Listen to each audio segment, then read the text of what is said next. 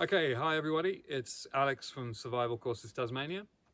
One of the things I always say to my customers and students when they come on my courses is you want to really slow down in a survival situation your pace of movement, how quickly you walk. Obviously this is for a few reasons. Primarily, number one, you don't want to walk too fast as you would normally on a hike, because you want to avoid any mechanical injury. That's just pretty obvious, right? Particularly a lower limb mechanical injury that's going to make your walking out of there, or self-rescuing or self-recovering, it's often called, that much harder.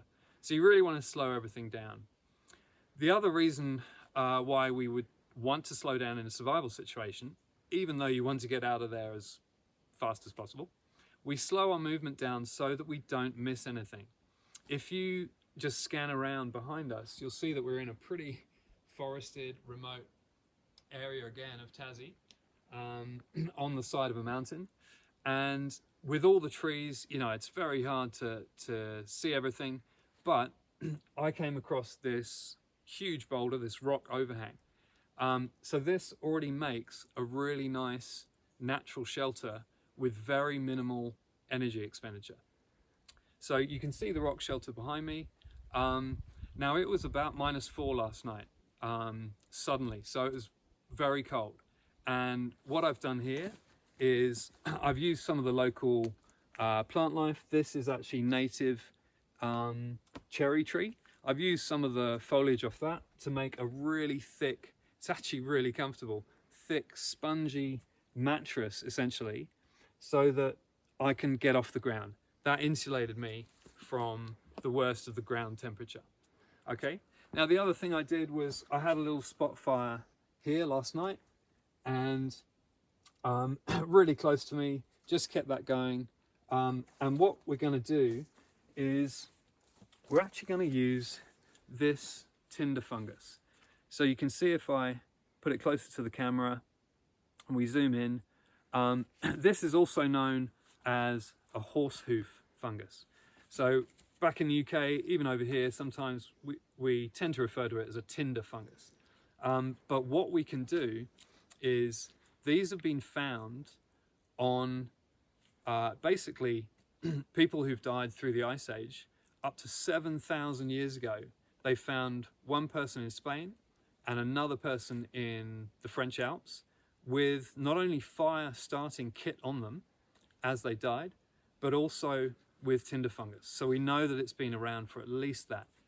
And what I'm going to do is I've still got some embers, hopefully from leftover from this morning.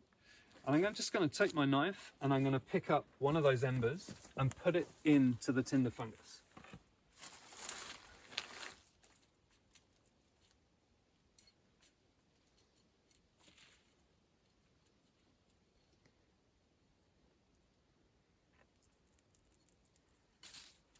Okay, so what we would do is, as we are traveling, we can now, I'm also going to get some moss, and I'm going to cover, driest moss as possible.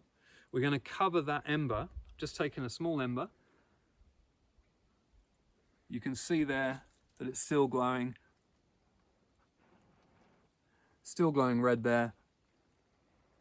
Can you see that? As I blow on it. And we're going to just place that in there with the moss, cover it with the moss.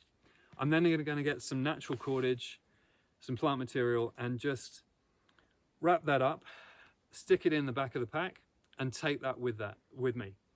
Once mankind realized that they could transport fire, that was a massive game changer. It meant that we could travel much greater distances, and then have an ember at the end to start a fire wherever we were for that night, building a shelter. So the trick is with this, you want to unpack it about every hour and make sure it's still got just enough oxygen, blow on it, keep it